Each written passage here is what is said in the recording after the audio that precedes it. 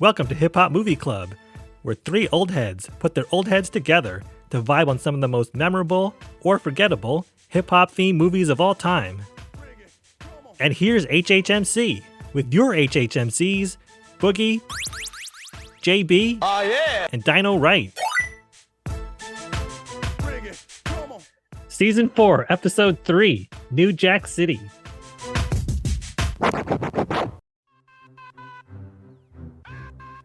Written by Thomas Lee Wright and Barry Michael Cooper, released in 1991, and featuring Wesley Snipes, Ice-T, Chris Rock, Mary Van Peebles, Judd Nelson, and Bill Cobbs. We'll answer the question, how do you stop the top Hustler hustler? In New Jack City, Nino Brown, played by Wesley Snipes, is a rising drug kingpin with a massive and profitable empire growing and headquartered in the former Carter apartment complex in Harlem. Scotty, played by Ice-T, along with partner Nick, played by Judd Nelson, go undercover to try to bring Nino and his minions down and halt the nasty effects of the crack cocaine epidemic on the city. Battling with Nino is a daunting task, to say the least.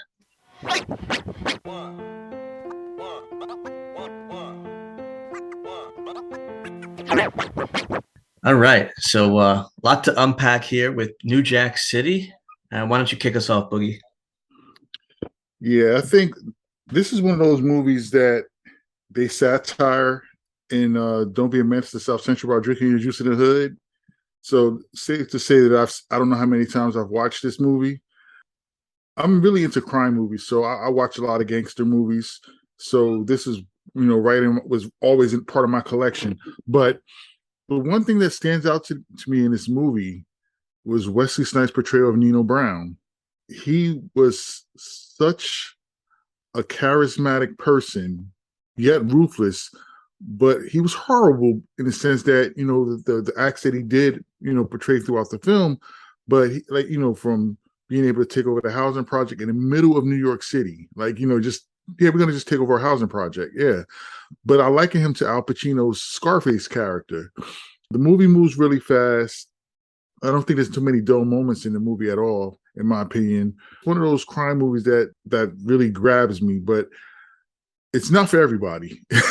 to put it lightly, it's got some raw moments in it. The language is pretty harsh. Some of the visuals are pretty harsh, but it portrays somewhat of an exaggerated but accurate portrayal of the crack epidemic that swept the nation, in the late 80s into the 90s. So if anyone's trying to get a glimpse of what it was like, this movie was pretty accurate in the sense of, you see all aspects of it.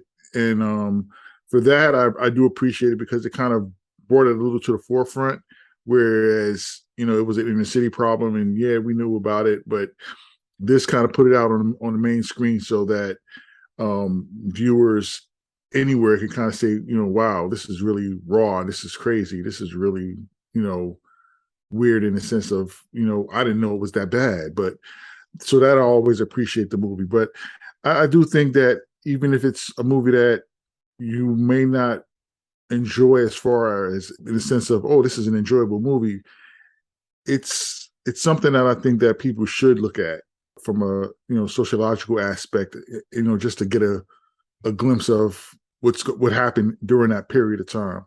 So that I always appreciated about the film.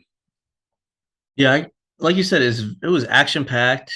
As I mentioned on previous episodes, I'm more of a comedy guy, so this was one that wouldn't be go down as my favorite movies, but the acting was great and it was quite intense. And I liked that there was like you said, there's a bigger message. There's political commentary. They talk about trying to raise your status in the Reagan era, and even in the beginning of the movie, it starts with a news report on the unemployment rates hitting record highs, and there's reports of drug deals gone bad, robberies, kingpins trying to be brought down, and the message is kind of like there were a lot of people out there on the street. They get hooked on crack, or these people trying to figure out a way to profit off of it, and they thought at this point you got to rob because the rich were getting richer in this era, poor were getting poorer. Their conditions aren't improving unless you try to raise your status on your own. As we know, that's not the optimal way to improve your status, but this was the street scene for many back then. And even at the end of the movie, they said even though this was a fictional character, Nino Brown, there were a lot of Nino Browns out there. So it kind of tried to bring it to light. Like, listen, this is totally exaggerated, like you said, kind of a caricature, but this happened to varying degrees during this time in New York City. So there was a lot of realness to it. What was your take, Dinah Wright? Yeah, I know they were trying to say that a lot of this was exaggerated, but I think there was a lot of things that weren't that exaggerated. And I agree with the two of you that this is a very important film sociologically, because this is almost like a news report. It starts with a news report, and it basically acts like a news report with some entertainment involved too. And from a hip hop standpoint, it was fun to see like Flavor Flav and Fab Five Freddy. Like Fab Five Freddy's in all these movies. It's like in every movie. So like Nick Ashford from Ashford and Simpsons in this movie. Guy was like they're all in Teddy Riley of the movie. Ice-T, of course, who seems to be in like every hip hop movie that we've watched. But my favorite bit part character was Thalmus Razulala as the commissioner. You two are big What's Happening fans, and that's Raj's dad.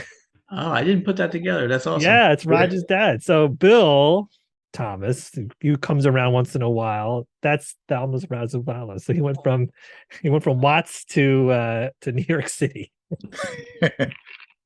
Good connection there. Yeah, and also you see the guy that played what do they call him? The Dada Man was Bill Nunn. Bill That Nunn. was Radio Raheem and Do the Radio Right Raheem. Thing that we had already reviewed. And Barry Michael Cooper, the co-writer of this film, also wrote Above the Rim. So another hip hop movie connection. Yeah, there's a few connections in this film. Also, one of the drug addicts, recovering drug addicts, Kelly Jo Minter, she had a snippet in House That's Party. Right. Yeah, that's right. Yes. Yeah, she was in a car when Play went to go pick up Bilal to get ready for the party, and she was in the car, and Bilal was trying to kick her out. Mm-hmm. Yeah. And Chris Rock later does CB4 2 years after this movie. So a lot of hip hop connections. Then you had some New Jack Swingers in there, in addition to God, it was Troop was in there. Troop was in here. Yeah. Keith Sweat. Levert. Yep. Keith Sweat. Yeah. Levert. Mm-hmm. Yeah, a lot of hip hop and hip hop adjacent acts. And I was confused. I know the credits said Vanessa Williams within this movie, but it's Vanessa Estelle Williams, the other Vanessa Williams. Yeah. And I was really confused because Michael Michelle looks like the other Vanessa Williams, and I'm like, she does. Wait a minute, who's on first? Yeah, there's definitely a template between Michael Michelle and Vanessa Williams. They have a very, very, very similar look. I think Vanessa Williams not available for this one, so they got Michael Michelle. And in order to keep it straight, they had to get Vanessa Estelle Williams in this movie. I was very confused. But also to speak into Fab Five Freddy, he's also an associate producer of the movie. So Fab Five Freddy was doing a lot of work, behind the scenes and also in front of the cameos in these movies. So yeah, shout out to Fab Five Freddy. Yeah, this movie, just speaking again to the crack epidemic, when the crack epidemic hit the inner cities, it hit the inner cities like a atomic bomb of sorts. I mean, it just completely wreaked havoc. And yeah, you get those characters like, recurrent character Pookie, who had his moments of humor in the movie, played by Chris Rock, but it was sad. It was a tragic story with him because, even when he was trying to get clean with, Scotty's assistance and infiltrating the CMB syndicate, he couldn't get away from it, and that ultimately had him slipping up, and that's what caused his downfall in the movie. So, seeing that character, it's sad because I've seen growing up, I've seen many characters in my life that resemble Pookie. there was several Pookies in my neighborhood growing up. So yeah, that character was always one that, as I got older, it kind of touched on me a lot because it's sad, it's tragic. Yeah, it just shows what kind of grip that how addictive crack cocaine is. And it's like, yeah, I'm trying to get off, I'm going to turn my life around, and they just slip back in. So Yeah. Yeah. yeah, it's tough. So we see Pookie in the very beginning. He stole money from Ice-T's character, Scotty Appleton, in the drug deal. He catches him, lets him go. And then you see Pookie pop up again, like begging for turkey. He ends up abusing the girl that he was with, and he's just hooked on crack. But Ice-T, in his efforts to bring down Nino Brown, he ends up hiring Pookie to try to infiltrate Nino's operation. Like you said, he wires him up. He acts a little bit too crazy there, because he's hooked on the cocaine, the crack, and they find his surveillance equipment. And Scotty's teamed up with Peretti, played by Judd Nelson, and I thought that was kind of an interesting pairing. Yeah. Yeah, you got a straight edge guy, or somewhat straight edge guy, and you got a loose cannon. Yep.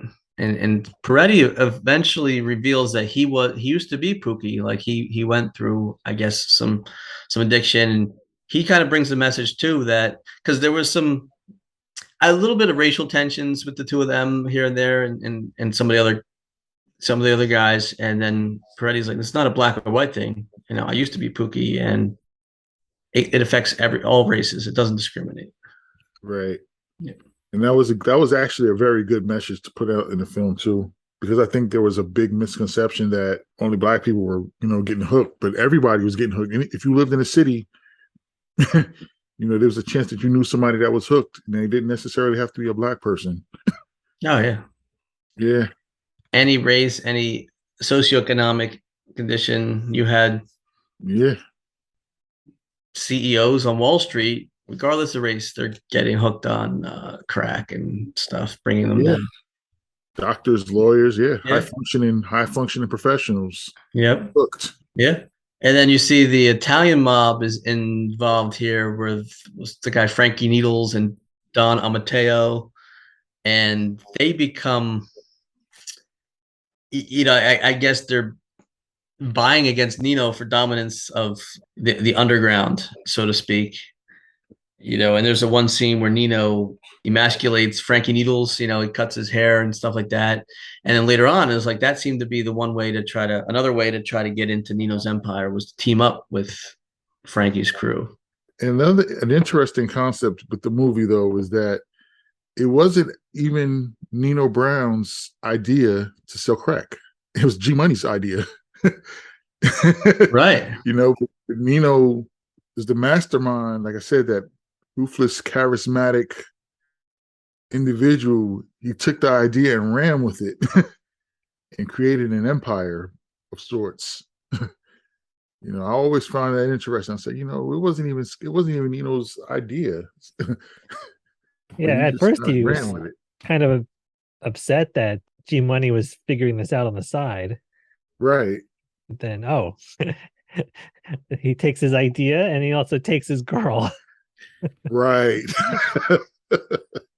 I was going to say that was interesting dynamic between Nino and G Money, because his idea, and he took his girl, and Nino Brown ends up, like I call it, like a god complex. He thought he was just invincible. He could just do whatever he wanted, and there was no repercussions. And it's kind of sad at the end, towards the very end, where G Money has kind of had it, and he's talking heart to heart with Nino and saying, this, look at the life we have and all this stuff. But Nino was literally crying, hugs him, but he's cold hearted and shoots him in the head. And also birthed the meme, the Nino Brown meme. Yeah. I know it's supposed to be a very emotionally pivotal moment in the movie, but all I could think of was the meme that turned out afterwards. Sorry, man, Peebles. It's meme worthy. It turned into be meme worthy. If you haven't seen that, we'll put it in the show notes. But Nino Brown has like a mythological status, like a Paul Bunyan, where it's like, even though he's fictional, people almost want to emulate his power, not the criminal nature, but I think Nino Brown has been mentioned in many different hip hop songs. Yeah. Yeah, I can't think of them at this point, but I've heard him referenced in a few. Yeah, there's definitely references. I'm off the top of my head. I can't think of them right now. I feel like I gotta look that up. We'll put that in the show notes too. Look Yeah, them up later. man, But there's it one. is a very cultural kind of important Yeah, fictional character, at least in hip hop. yeah, you're hearing references to Nino Brown, G Money, CMB, the Carter. The Carter, yep. Cash Yeah, Money Records or Cash Money. Cash Yeah, Money Brothers turned into Cash Money Records, yeah. Yeah, which I always thought was a great name. Oh yeah, absolutely.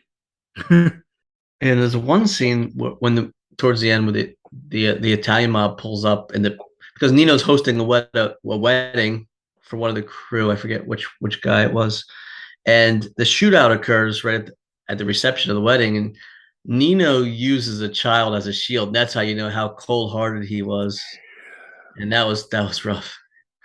And ultimately, then you hear the news report: Nino's crew guns down Don Amateo and 10 others from that crew. So he ends up winning out for dominance underground. Yeah, and I think even in that scene, you see Scotty was having a moment where he was like, "Man, I could probably take this guy out right now," but he didn't. He chose not to. But he had a clear shot at him, but he didn't. Because he was already inside, and you could have ruined the case and everything. But yeah, that scene was horrible when he grabbed that little girl. Yeah. Yeah, like I said, all accounts, he was a horrible person. Just absolutely horrible. Yeah, he's like a Darth Vader of the crack cocaine scene. Yeah, and you're right. Ice-T's character Scotty did have a couple shots at him. We're like, we wish he would have, because Nino himself was just so cold-blooded. He right towards the beginning, he hung a guy right over the bridge for a bad deal. Very first scene, and he drops the guy off the bridge. That kind of pulls you into the story. And there's other instances where he's killing people in broad daylight. That Rasta man he killed. And he takes the landlord of that Carter apartment out buck naked with the gun to his head.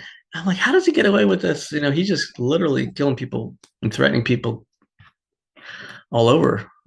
Made me think that Mario Van Peebles, as the chief detective, was kind of inept, at his job. They tried a couple different strategies to get to him, to get to Nino. Yeah, and I think too also is which kind of still exists to this day, is there's a little bit of a apathetic feeling towards the police, and when they're doing their investigations, eyewitnesses are everywhere, but they will not speak to the police. It's a sad reality where a lot of crimes could either be solved or even prevented before they occur if there was a little bit more cooperation. But then there's also instances why you see why people are less likely to want to cooperate, because who knows what if the police are involved, or if there's going to be repercussions from the police, or if it's going to be repercussions from the people that they're giving information on. So it's a very touchy, tricky situation. But if there were instances where people would have come forward without being fearing for coming after them, this could have easily been squashed quickly before it even got to the point where it had gotten to. Yeah, like you said, took my man out in broad daylight, and people are right there. yeah. You think it's an open shut case, but it's not. Right. You need witnesses to cooperate and testify. Mm-hmm. It's very important at the end that Nino's girlfriend finally relents and says she'll testify against him, and that's like the turning point. Yeah. It also made me think, what does this movie mean in this enlightened or more enlightened age of what to do about police brutality? Because Scotty messes him up. He really messes him up. Yeah. I don't know how he didn't die after all that beating, but he didn't. Yeah, Scotty really laid into him when he got a hold of him. He gave him the beat and the down. It was funny. You mentioned the trial scene and how badly he was beat up. I was wondering how long after that final fight was that trial, because they're all cleaned up and fine. Like there must have been a long delay. He looked fine. I mean, maybe the wheels of justice do grind slowly, and it was months and months Yeah. between. Yeah. I'm like, there's not a blemish on any of these guys. No, he looked good, especially after how badly he got beaten. I thought, Yeah. that's pretty good. Yeah. Yeah, the wheels of justice definitely grind slow in that aspect. So did you guys catch the other little plot aspect of the connection between Scotty and Nino? Because when they Yes. had that conversation and Nino revealed that he killed some lady years ago to kind of initiate himself or whatever into his gang. Yep. And then it was revealed later on that it was his mother. It was Scotty's mom back in 1974. He said, Yeah. that was my mother. And School teacher, yep. yeah. So he had a personal to seek vengeance. Yeah, that constituted that beatdown that he handed him. Definitely. Yeah. That was personal. Yes. All the way. Mhm. Right. Yeah. Yeah, there was like you said, personal. There was the quote by Nino Brown. It's like, it's always business, never personal. And that raised Scotty's eyebrow. Like, okay, it's always business, never personal, huh? Right. Yeah. Right. And then the old man, who would be the one that eventually kills Nino, walking out of the courthouse at the end. He had an exchange with Nino earlier on, saying, "You're killing your own people." He was upset by, obviously, the way Nino was carrying himself and creating his wealth and responsible for the epidemic and proliferating the chaos in the town. Yeah. Yeah. And I think that was with Nino was with the Reverend Nick Ashford's character. Yeah, I know he would disguise all of the terrible things he did. He would masquerade by giving back, quote unquote, giving back to the community, handing out free turkeys for Thanksgiving and during the holidays, and donating money to the neighborhood church, the neighborhood Baptist church. And the minister turned a blind eye to where the money was coming from, because everyone knew where the money was coming from. But he was getting the money for the church, so he said, "Hey, if he's going to give it to me, I'm going to buddy up with him and get the money," which wasn't the best thing to do, not the most ethical thing to do. And yeah, quote, the old man was calling him out on it, like, "Hey, you're doing this, you're ruining the community, and you're taking this money from him. Y'all sitting here like it's okay. It's not okay." And they embarrassed him and kicked him out, but he got his revenge in the end. Yep. He got his revenge. He said, "I'm not even going to let this go to trial because he might walk." Took justice in his own hands. You never know. I mean, you get a guy, an older man like that, who has been impacted, and he's like, maybe I don't have many years left to live. I'll sacrifice myself for the good of others. Maybe that was his thought process. Yeah, I think that's exactly what it was. He had nothing. He felt like he had nothing to lose in that moment. And Nino Brown was already setting himself up to push it off. He started pushing it off on Kareem. Kareem, saying that Kareem was the mastermind behind the CMB, and he was just the foot soldier following orders. And he feared, Kareem, and he did Kareem's will, whatever Kareem wanted to do. And Kareem sitting there like, what? Kareem was probably just an accountant. Was it Kareem? Was he the one that Nino stabbed in the hand to send a message after he interrogated everybody on how Pookie was able to infiltrate? Yeah. That was him. Okay. Yeah. Oh, skip my mind. Played by Christopher Williams, an R&B singer. Yeah, but yeah. So he was already setting himself up to possibly get a lesser charge. He might have served some time, but he wouldn't have. He would probably been out, right back out in a couple of years or whatever, and right back at it. We also should not forget that Alan Payne, who played G Money, also played Dead Mike in CP4. So yet another connection. I was just gonna say, where do we know Alan Payne from again? Yes. Get confused with too many movies. Dead Mike. Dead Mike. Dead Mike. Alan Payne went to Pensacola High School? Wow. Yeah. That's local to you. Well, Yeah. local to me, yeah. I wonder when he graduated. 68. I wonder if he probably went to school with my cousin. Wow. I should ask him one time. Yeah.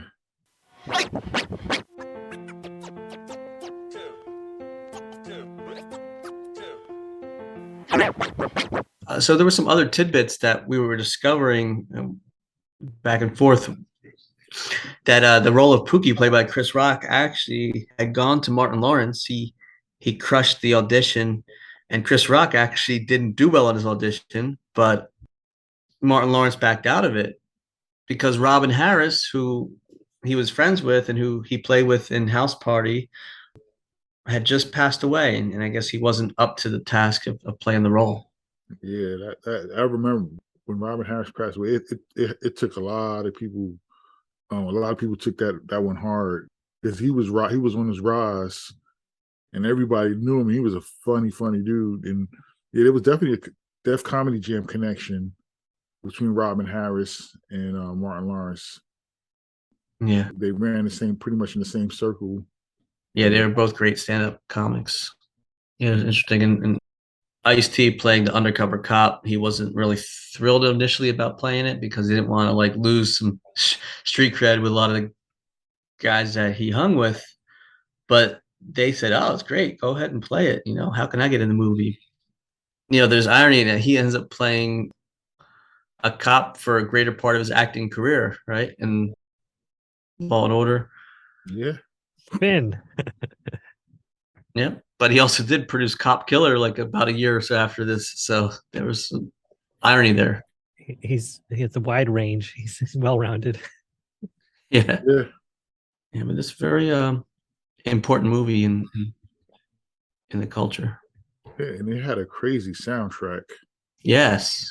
Oh man, soundtrack was absolutely crazy. It was bananas. It was a lot of good songs on that soundtrack. You got New Jack Hustler, Ice-T, I'm Dreaming, Christopher Williams, I Want to Sex You Up, Color Me Bad. The list goes on. Johnny Gill, Keith Sweat, Troop and Levert. Yeah, it was a great soundtrack. So I had a couple things in the dislike section or question, but one more question. I forget which part of the movie, but I thought Peretti had makeup on his face. Was it blackface? Was like when he was just trying to be in disguise or something? I forget. Now I should have written down what time when it was, but Peretti it looked like he had kind of blackface kind of thing on. And I was sure what that was about. Do you remember that? I didn't notice that. Yeah, I didn't notice that. I'll have to look. But if it was blackface, it was a really bad looking blackface. It didn't really look like he was trying to like Soul Man or something. But I was like, what's going on? What's with that? It didn't look like camouflage either. It was sort of like not quite camouflage, not quite blackface. I don't know what was going on there. I thought, wait, I know what you're talking about. Yeah, I think he was trying. I think it was like when they were trying. He was trying to lay low. I think he was trying to keep the glare off. So he was kind of just wearing. Yes, maybe that's what it was. It was like not camouflage, but it was kind of like they were on that covert mission. So he was trying to. Yeah, he was just trying to hide so it wouldn't stand out. Yeah. Okay. So I hope that wasn't blackface because that'd been a really strange choice to do. But the other thing I was like, was Park. He bends down to check out. It looked like, I think he thought it was Nino, right? And then, or no, he thought it was someone else, or maybe like a police officer that was shot. Yeah, and it was Nino in disguise. Shot. Yeah, and like, oh man, you fell for a really dumb trick. Yeah, you didn't have to die for that. Man in the tailpipe. So I thought, oh man, that was a dumb way to go. Yeah, it really was. But other than that, this movie was almost flawless. It really did, like you said, move really fast, and an hour 40 was like boom, boom, boom. It was no fat on this movie. Right. Remember the funny thing we were talking about right before we got on? Dynamite was Scotty Appleton as the name for Ice-T. It's like that's like the whitest name. Sounds like a shortstop for the Dodgers or something. Backup shortstop. But Yeah. then I remember Larry Appleton was the name of Cousin Larry on Perfect Strangers, the 80s sitcom. I think that doesn't help the Yeah, that case. didn't help. That doesn't help because he's like the whitest of the white. I wonder if the Appleton has, because there's a Jamaican rum called Appleton. Oh, okay. Yeah, there's a Jamaican rum called Appleton. So I wonder if that was why they gave him that last name. But yeah, there's definitely I love that makes Appleton. it much different. Appleton Estates, and they have different tiers of That's right, Appleton Appleton Estate. Yeah, Jamaica. crafted in the heart of Jamaica. Yeah. I heard of Appleton, Wisconsin too. There's a town. All right, so babe, this makes more sense then. I remember when T Nice had one of his New Year's Eve parties, and when he was living over in Somerset, I bought a big bottle of Appleton to that party, and people killed it. I was like, yo, we've never had this before. This is good, but it's strong. Creeps up on you. I imagine it's not for the weak. Yeah. That's great. Do you guys think that this movie could be made today in some form or fashion? I think it could be made today. The one thing that would keep it from taking place in the current time, technology. I think that it could be made, but I think it's gotta be a period piece. Like you can't make New York City and take place in 2022 because technology would kill this whole operation instantly. Everybody's got their cell phone. Like, you're walking people out with a gun to their head in broad daylight. Everybody's got cell phones. There's surveillance cameras everywhere. It wouldn't be realistic at all. Yeah, the virality of things today would change the story. Right. Probably. You see the primitive surveillance they had to use with the belt, like this big metal belt that's so clunky. Now the size of the camera on your cell phone is like the size of a pea or smaller, and you're right. Yeah, the cameras on our phone shooting HD and 4K and stuff like that now. Yeah. Yes, I agree. It could be made, but a period piece, or maybe they change some of the components of it, where maybe it's not a crack epidemic. Maybe it's something more underground. Yeah, they'd have to change some aspects of it, but then I don't know if that really stays true to the original. Yeah, the spirit of the movie is that the crack epidemic backdrop, and I don't know that the opioid epidemic has quite the same kind of dynamics. Right. No, I don't think it would. Yep.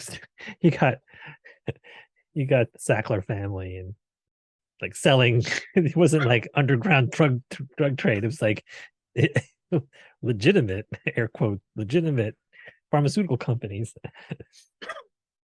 Yeah.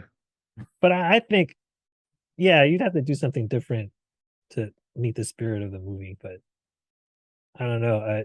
New Jack City by itself is really great on its own. It doesn't really need to be remade. Although I did read, maybe it was in that Mental Floss article about how Barry Michael Cooper is contemplating a sequel and a prequel. Yes. Okay.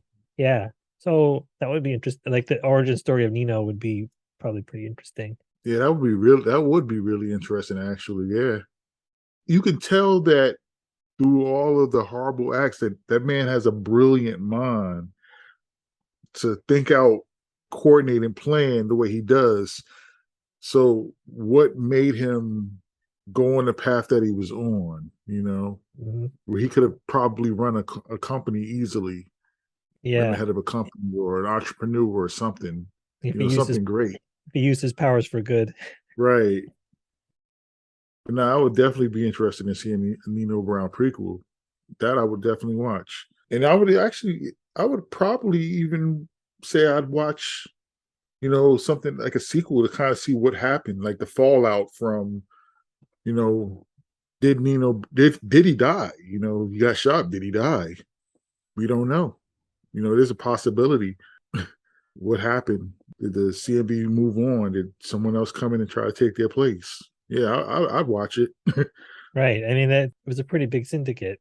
I feel like it was a Right. bigger syndicate than just Nino. So It who's definitely stepping up? was. Yeah, who's stepping up?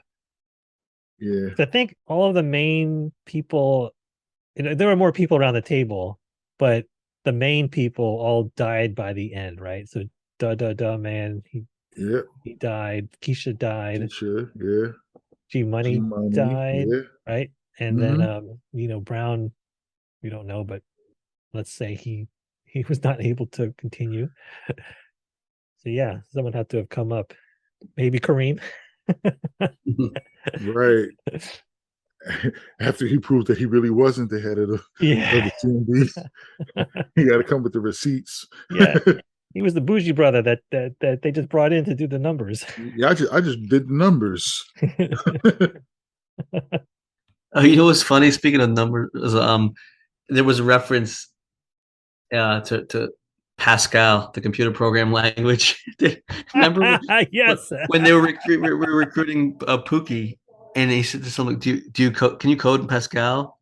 He's like, "Do white people dance?" or something like that. Yeah. And I was like, "Oh my god!" That brought me back to like high school. Computer, and then like freshman year in college, where we thought Pascal was the coding language to learn. Like you needed to know Pascal or COBOL or something like that. Now it's like, but yeah, Fortran. Now it's like no one's gonna know. Our younger generation never gonna hear of Pascal unless they're studying Blaise Pascal. He's Pascal. Blaise. Oh man! When they were torching the place, when Pookie's cover was blown, like, oh no, all those desktop computers, the 5 1/4 floppy drives. No, yes, they destroy those. The technology is funny that remains historically saves. Pascal was mentioned. If they ever updated it, like, well, oh no, what are they going to do? Put their data in the cloud, like podcast? They using Amazon Web Services. Review New Jack City. It's crazy. It's like all of that drops information that was on all of those desktops. You can fit it on your phone now. Yeah. Yeah. You just put an SD card on your phone and walk away. And let me airdrop this to you. Yeah, exactly. Oh man. I think I had a course called Computer Math Pascal. That was man. Wow. Oh man. And Pascal was tough. I've never been a programmer. I've always been in IT, but never a programmer. I'm more of a process and operations guy. But I remember some of those classes, like you'd have one student like figure out the complex program and everybody tried to copy off of them or okay, what's the basics of it? But write line, read line, all that. I remember all that stuff. I only got as far as basic. Yeah. I skipped now I can barely get to JavaScript. Give me some HTML and CSS. Everything is cookie cutter. Like, then they came up with front page. You didn't need to know how to code in HTML because then there was front page and stuff like that. Just drag and drop. Yep. Yeah, all these templates. Stuff like that. Yeah. That's crazy. But CMB have a website? Like what would the dark web? Would they been the dark web? Yeah. They taking Venmo? Oh man. But CMB cash. I guess it's only cash money, right? They wouldn't take Venmo. Cash money. Venmo brothers. They're gonna have the Venmo brothers. Cash money, not taking cash money. Yeah. With Bitcoin brothers. Bitcoin brothers. Paying Ethereum. Yeah, Ethereum. Oh man.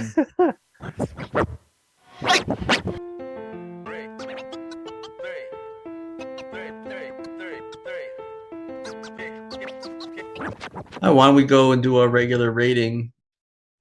Boogie, bring that funky flick back. Bring that funky flick back. Or leave it in the vault. Yeah, I was thinking of how I was going to vote on this. Thought about it. I said, I've watched this movie so many times, but then I thought about it and I said, you know what? Because it's a good movie to watch. Like I said in my opening statement, from a sociological aspect, and it is entertaining. So yeah, I think I'm going to bring that funky flick back. Yeah. Done all right? I am bringing this funky flick back. I mean, Flavor Flav's in this movie as Flavor Flav. Flavor Flav. The Spotlight Club. Yeah, the spotlight. Yes, and I will also bring that funky flick back. Had a lot of action. Nino Brown is like a mythical figure. He's historically significant, and yeah, overall entertaining and good music. I And like Roger's dad. Roger's dad's in this movie. Roger's dad. Yeah.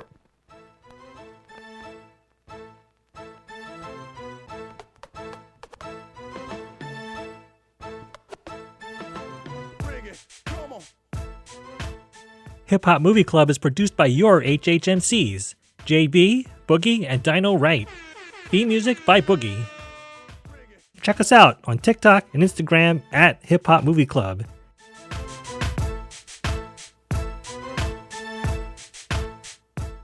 On the next episode of the Hip Hop Movie Club podcast, your HHMCs will review Paid in Full. It drops in 2 weeks. Subscribe today in your favorite podcast app, and you won't miss it.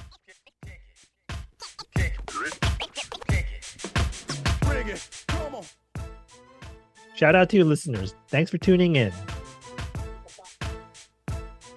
And remember, don't hate, illustrate. Nice. Illustrate.